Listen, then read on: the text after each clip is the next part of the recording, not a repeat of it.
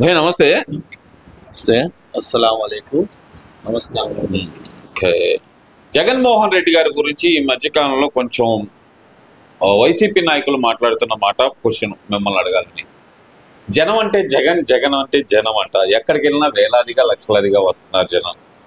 జగన్ అనే వ్యక్తి ప్రజానాయకుడు, అందుకే జనాదరణ భయంకరంగా ఉంది ఆయనకి అంటున్నారు కదా. అలాగే ఏదైతే కనుక భీమవరంలో జరిగిన సభలో కూడా ఆయనకి పోలీసులు రక్షణ కల్పించలేకపోయారు, ఇది పోలీసుల వైఫల్యమే కదా అంటున్నారు కదా. మరి దానికేమంటారు? ఈరోజు మీరు చూస్తూనే ఉన్నారు, జగన్మోహన్ రెడ్డికి జనానికి సంబంధం ఉన్నట్టుగా ఇక్కడ ఒక యాక్టింగ్ చేస్తున్నారు. గతంలో వాళ్ళు అధికారంలో ఉన్నప్పుడు కూడా సిద్ధమని కొన్ని సభలు పెట్టారు. సభల్లో కుర్చీలే ఖాళీగా ఉన్న పరిస్థితి మేము గతంలో చూసాము. ఈ రాష్ట్రానికి గతంలో ముఖ్యమంత్రిగా ఉన్నప్పుడు కూడా ప్రజలు వ్యతిరేకించారు. అతని ప్రభుత్వానికి, అతని అధికారానికి కూడా వ్యతిరేకించి సభల్లో వెళ్ళని పరిస్థితి. ఇవాళ ప్రతిపక్ష హోదా కూడా లేని వ్యక్తికి ప్రజలు రావడం అంటే అది పలావ్ ప్యాకెట్కి కోటర్కి తప్ప, బిర్యానీ ఒక కోటర్ 500 రూపాయలు తప్ప ప్రజలు రాని పరిస్థితి. ప్రతిపక్ష హోదా ఇవ్వని వ్యక్తికి వాళ్ళ ప్రజలు రావడం అనేది ఒక హాస్యాస్పందం. అంటే డబ్బు విచ్చలవిడిగా వీళ్ళు సంపాదించారు గతంలో. ఆ డబ్బుని అడ్డంగా పెట్టుకొని ప్రజల్ని ఈ రాష్ట్రంలో ఎలా ఉన్నారంటే పశువుల్లాగా తోలాలని తోలిస్తున్నారు సభల్లో డబ్బులిచ్చి. కానీ ప్రజలు అంత పిచ్చోళ్ళేం కాదు. ఇక్కడ మన ఆంధ్ర రాష్ట్రానికి అతనికి ఎక్కడ కూడా ప్రజా ఆదరణ లేదని చెప్పేసి నేను ఈ సభాముఖంగా తెలియజేసుకుంటున్నాను. సరే, ఇప్పుడు గతంలో ఆయన ముఖ్యమంత్రిగా ఉన్నప్పుడు రాష్ట్రంలో ఎన్నో సంఘటనలు జరిగినాయి. అంటే అత్యంత దారుణంగా చెప్పాలి అంటే కనుక శిరోముండనాలు, అలాగే చూస్తే వాళ్ళ సొంత ఎమ్మెల్సీ డ్రైవర్ని చంపి వాళ్ళ ఇంటికాడ డోర్ డెలివరీ చేయటం కానీ, ఇంకా చెప్పాలి అంటే కనుక చిన్నపిల్లడు అమర్నాథ్ గౌడ్ని పెట్రోల్ పోసి తగలబెట్టడం కానీ, ఈ సంఘటనలో ఎక్కడ జగన్మోహన్ రెడ్డి గారు ఎక్కడికి పరామర్శకు కూడా రాని పరిస్థితి. కానీ ఇప్పుడు రాష్ట్రంలో ఏ మూలన ఏం జరిగినా సరే ఆగా మేఘాల మీద జగన్మోహన్ రెడ్డి గారు వెళ్తున్నారు. ఎలా చూడాలంటారు అసలు? అంటే ఇక్కడ ఆంధ్ర రాష్ట్రంలో 11 సీట్లకి పరిమితం అయ్యి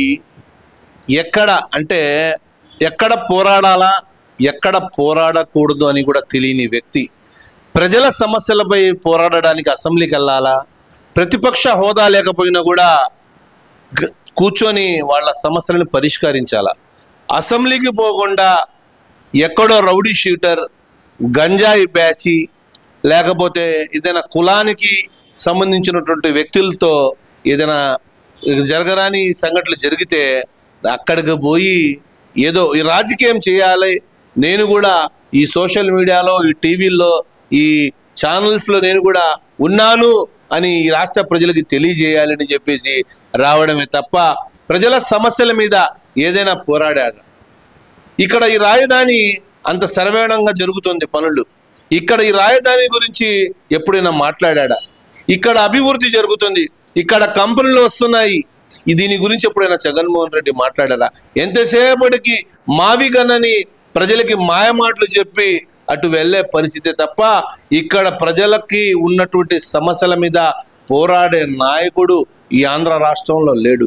ఎందుకంటే సస్యశ్యామలంగా మన రాష్ట్ర ముఖ్యమంత్రి చంద్రబాబు నాయుడు గారు కానివ్వండి, లోకేష్ బాబు గారు కానివ్వండి, పవన్ కళ్యాణ్ గారు కానివ్వండి, చాలా బాగా ఈ రాష్ట్రాన్ని అభివృద్ధి చేస్తున్నారు, సంక్షేమాల్లో పోతున్నారు. అందుకనే ఈ జగన్మోహన్ రెడ్డికి ఈ ప్రభుత్వం మీద బురద జల్లే పరిస్థితి అయితే ఎక్కడ కనబడటం లేదు. దానికోసమే ఈయన ఇక్కడ జరిగేటటువంటి చిన్న చిన్న ఈ హత్యా రాజకీయాలు, మత ఘర్షణలకి, కుల రాజకీయాలు చేస్తున్నాడు తప్ప ఇంకా ఏ పరిస్థితి కూడా ఇక్కడ ఈ రాష్ట్రంలో లేని పరిస్థితి. చాలా సస్యశ్యామలంగా పరిపాలన జరుగుతుంది, ప్రజలు కూడా సుఖ సంతోషాలతో ఉన్నారు, సంక్షేమం కానీ అభివృద్ధి కానివ్వండి శరవేగంగా జరుగుతుంది. కాబట్టి జగన్మోహన్ రెడ్డికి ఒకసారి ఆలోచించుకోవాలా, అది పరిస్థితి.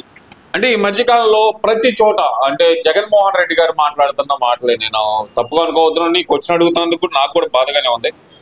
ఏ సంఘటనలో అయినా సరే కుల ప్రస్తావనలు తీసుకురావడం జగన్మోహన్ రెడ్డి గారు ఎలా చూడాలంటారు? ఆ పిల్ల సాయి విషయంలో ఒక కాపు యువకుడు చిన్న పిల్లాడు అని మాట్లాడటం, నిన్న సిద్దిర్ అప్పలరాజు గారి విషయంలో ఒక మత్స్యకార కుటుంబానికి సంబంధించిన వ్యక్తి అని చిన్నపిల్లాడు యాక్సిడెంట్ చేశాడు, దానికే ఇలాంటి కేసు పెడతారా అని మాట్లాడటం, కానీ ఎలా చూడాలంటారు ఈ కుల ప్రస్తావనలో జగన్మోహన్ రెడ్డి గారి నోటే అంట? గతంలో చూస్తే ఆయన కులం చూడడం, మతం చూడడం, ప్రాంతం చూడడం, పార్టీ చూడడం అంటే ఆయన నినాదంగా మాట్లాడిన వ్యక్తి ఈ రోజు కుల ప్రస్తావనల మీద ఎందుకు వచ్చారు అనుకోవాలంటారు? ఇవాళ ఆంధ్ర రాష్ట్రం ఎలా ఉందంటే చాలా చక్కగా పరిపాలించుకుంటూ కంపెనీలు తీసుకొచ్చి పెట్టుబడులు వాళ్ళు తీసుకొచ్చి చాలా చక్కగా పరిపాలిస్తుంటే అతనికి ఏమీ పని లేదు. జగన్మోహన్ రెడ్డి అతనికి ఈ రాష్ట్రంలో చేసేటువంటి రిమార్క్ అనేది ఏది లేదు. అందుకనే ఈ మృత్యకారుల గురించి, వాళ్ళ యాక్సిడెంట్ కేసుల గురించి కానివ్వండి, ఇక్కడ రౌడీ షీటర్ భవానీపురంలో జరిగినట్టు సంఘటనలు కానివ్వండి, ఆయన తెర మీదకి రావాలి, ప్రజల్లో నేను కూడా ఉన్నానని నిరూపించుకోవాలని తప్ప. నిన్న ముద్రగడ పద్మనాభం గారు నిన్న ఆయన మృతి చెందారు.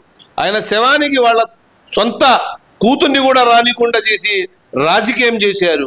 అలాగే వాళ్ళ ఒక కాపు కులానికి వాళ్ళు చేసే ద్రోహం ఇక్కడ రాష్ట్రంలో ఉన్నటువంటి ప్రతి ఒక్క ప్రజలు కూడా గమనిస్తూనే ఉన్నారు.